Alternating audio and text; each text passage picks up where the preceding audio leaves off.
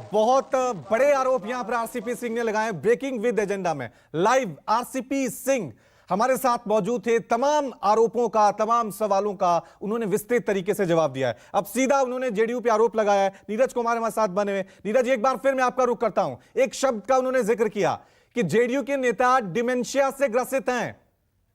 मतलब गूगल पे अगर इसको आप फाइंड करेंगे तो उसका मीनिंग सीधा आता है मानसिक विकार, जो सोचने समझने की शक्ति खो देता है। जेडीयू खो चुका है क्या सोचने समझने की शक्ति? यह आरोप आरसीपी सिंह का।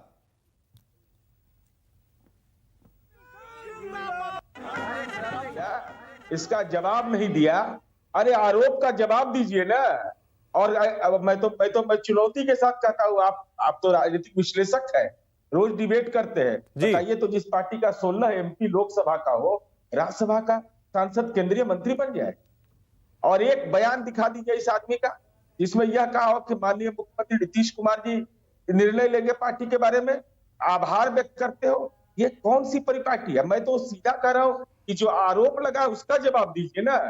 और ये कहते कि काम माननीय नीतीश कुमार जी की कार्य संस्कृति पर। अरे आप प्राइवेट सेक्रेटरी रहे हैं, आप इतने लंबे अरसे तक लाभ लिया, और कार्यकर्ता किसको कहते हैं? अनिल हेगड़े जैसा आदमी को राज्यसभा मिल गया तो गलत, खीरू महतो को मिल गया गलत, इनको मिलता था बड़ा अच्छा।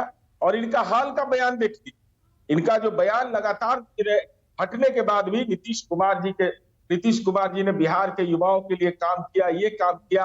अब इनको लग रहा है कि इकोनॉमी ब्लॉक हो गया, बिहार में काम नहीं हो रहा है। बिहार में इनको काम पार्टी का कैसे नजर आएगा?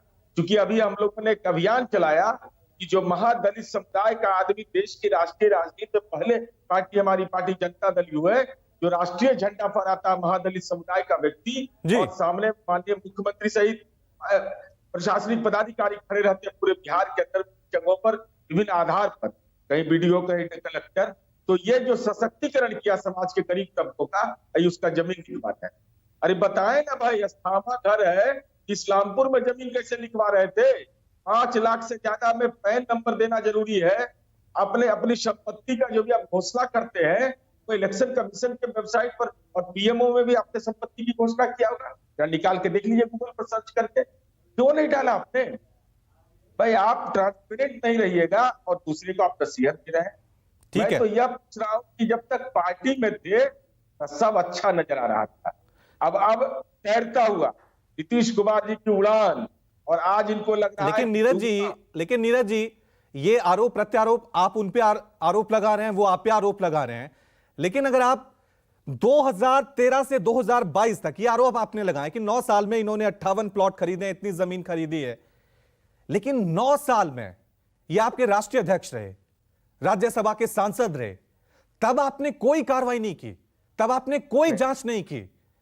मैं बता रहा हूं आप, ये पार्टी के रहुई के प्रखंड अध्यक्ष नालंदा जिला के राकेश पटेल ने यह आरोप लगाया साक्ष्य के साथ। और कल उनका मैं वीडियो सुन रहा था, उन्होंने कहा कि मुझे जाने नहीं दिया जाता था, मुझे रोका जाता था साक्ष्य देने पर, मैं पार्टी को पहुंचाना चाहता था, जब मुझे मौका मिला तो मैंने पहुंचाया। मैं उन बातों में से अलग, आप सार्वजनिक जीवन की शुचिता रहने दीजिएगा कि नहीं? आप भारतीय प्रशासनिक सेवा के पदाधिकारी रहे हैं, ठीक है, आपको यह जानकारी नहीं है कि पैन नंबर देना चाहिए? आपको यह जानकारी नहीं है कि जो स्पाउस है और जो डिपेंडेंट है उनका संपत्ति डिक्लेयर करना है? ये तो एक आम राजनीति की जानता है भाई। ठीक है, आरोप प्रत्यारोप अब शुरू हो गए। अब देखना यह है कि आगे किस तरफ राजनीति जाती है। चलिए बीजेपी को भी इस चर्चा में शामिल करते हैं। अखिलेश सिंह जी हमारे साथ बने हुए हैं। अखिलेश जी, अभी आपने आरसीपी सिंह को सुना होगा, और वो कह रहे थे कि जितने भी विधायक जीते हैं जेडीयू के, वो एनडीए से लड़कर आए हैं, एनडीए के नाम पे जीते हैं। तो कहीं ऐसा तो नहीं है बिहार की राजनीति में जो उथल पुथल मची है उसके पीछे सारा खेला आपका ही चल रहा है, स्क्रिप्ट आप ही लिख रहे हैं? नहीं, भारतीय जनता पार्टी को इस खेला से कोई लेना देना नहीं है। मैं आरसीपी सिंह जी भारत जनता दल यूनाइटेड के राष्ट्रीय अध्यक्ष थे, फिर उसके बाद जनता दल यूनाइटेड की तरफ से उनका नाम गया और उनको भारत सरकार के कैबिनेट में शामिल। अब रही बात कि उन पर आरोप लगे हैं, तो निश्चित रूप से राजनीति में एक मापदंड होता है, एक शुचिता होती। भारतीय जनता पार्टी के नेता आदरणीय आडवाणी जी पर भी आरोप लगा था। उन्होंने लोकसभा से इस्तीफा दिया था और ये कहा था कि जब तक मैं आरोप से मुक्त नहीं हो जाऊं तब तक मैं संसदीय जीवन में प्रवेश नहीं करूंगा। और इसलिए जब व्यक्ति राजनीति करता है तो कुछ मापदंड होते हैं, उसकी कुछ अहर्ताएं होती हैं, उसकी कुछ जरूरतें होती हैं। मैं समझता हूं कि उसको जरूर पालन करना चाहिए, लेकिन हाँ ये जरूर है कि इसमें अगर कोई संगठनात्मक मुद्दे जनता दल यूनाइटेड का अंगूठा मामला है, इससे हमारा कोई लेना देना नहीं है। लेकिन हाँ ये जरूर है कि भ्रष्टाचार पर हमारा जीरो टॉलरेंस भी है, और इसलिए हम ये बात नहीं कर सकते कि हाँ ये बिल्कुल, लेकिन आप ये भी हम पर आरोप नहीं लगा सकते कि ये हमारा किला है, हमको इससे क्या लेना देना। ये जरूर है कि जो लोग तो आप ये मानते हैं जो कार्रवाई आरसीपी सिंह के खिलाफ की जा रही है वो सही है? देखिए, जनता दल यूनाइटेड के नेताओं पर आरोप लगाया गया और वो आगे बढ़ने के लिए स्वतंत्र। सरकार के अंदर जो बातें आएंगी वो जो कानूनी परिस्थिति होगी, जो नियम सम्मत बातें होंगी, जो कानून सम्मत बातें होंगी वो सब होंगी। लेकिन भारतीय जनता पार्टी एक राजनीतिक दल के नाते इसका इससे कोई लेना देना नहीं है। सरकार अपना काम करेगी, कानून अपना काम करेगा, पार्टी के अंदर ठीक है रहा है तो समस्या को सॉर्ट आउट करने की जवाबदेही भी उन लोगों की है और वो लोग करेंगे। मतलब बीजेपी फिलहाल ऐसा लग रहा है कि बस एक दर्शक की तरह बिहार की सियासत में जो ये मैच चल रहा है एक दूसरे को गिराने का, फिलहाल बाहर से ही देखने का फैसला कर रही है। संजीव त्रिवेदी हमारे साथ बने हुए। संजीव जी, आपने भी आरसीपी सिंह को सुना होगा, क्या नजर आ रहा है? जितने भी जेडीयू के विधायक जीते हैं, एनडीए से जीते हैं, नीतीश कुमार 7 जन्म तक प्रधानमंत्री नहीं बन सकते हैं। आपको लग रहा है सिर्फ एक नेता पे आरोप प्रत्यारोप सिर्फ इतना ही है, या बहुत कुछ अब बिहार की सियासत में बदलने वाला है? संजीव देखिए, समय कम है और कर्नल जी साहब को बोलना है, इसलिए 2-3 प्रश्न मेरे जो दिमाग में आ रहे हैं वो तेजी से पूछता हूँ। पहले तो ये है कि नीरज बाबू बैठे हुए हैं यहाँ पे, मैटर अली साहब की पार्टी जो है आरजेडी को कहा करती थी आरसीपी टैक्स, यानी कि कमाई करते हैं आरसीपी, और भी मानते नहीं थे। आज तो आरजेडी की बात मानेंगे ना जेडीयू वाले, कोई आरसीपी टैक्स हुआ करता था, कमाई करते थे, इसीलिए संपत्ति आ गई।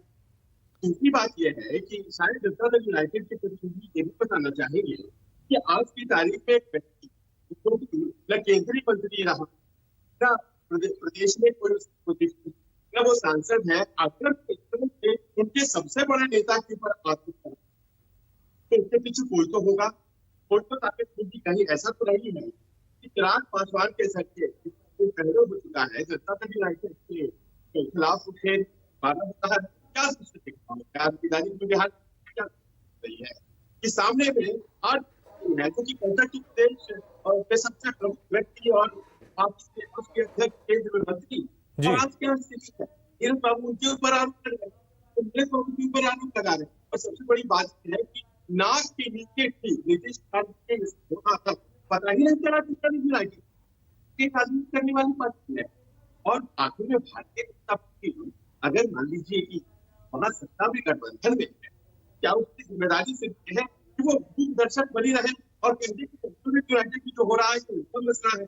एक बहुत बड़ा आरोप करना, आरोप जो 6 जुलाई तक मंत्री थे, 6 जुलाई उन्होंने इस्तीफा दिया, 1 महीने पहले वो मंत्री थे और उनके बारे में कह दिया उनके ऊपर करके 3 पार्टी लगा ली करने का, उनको कह दिया कि उनकी पार्टी का होता है, कैसे हो सकता है? तो सवाल बहुत है और इससे लगा है। बिल्कुल बिल्कुल, और ये अहम सवाल है, ये अहम सवाल है संजीव, ये अहम सवाल है कि 1 दशक तक वो आपकी पार्टी के साथ बने रहे, केंद्रीय मंत्री रहे, राज्यसभा सांसद रहे, नीतीश कुमार के सचिव रहे, तब आपको कोई खामी नजर नहीं आई, कोई भ्रष्टाचार नजर नहीं आया। अब क्यों नजर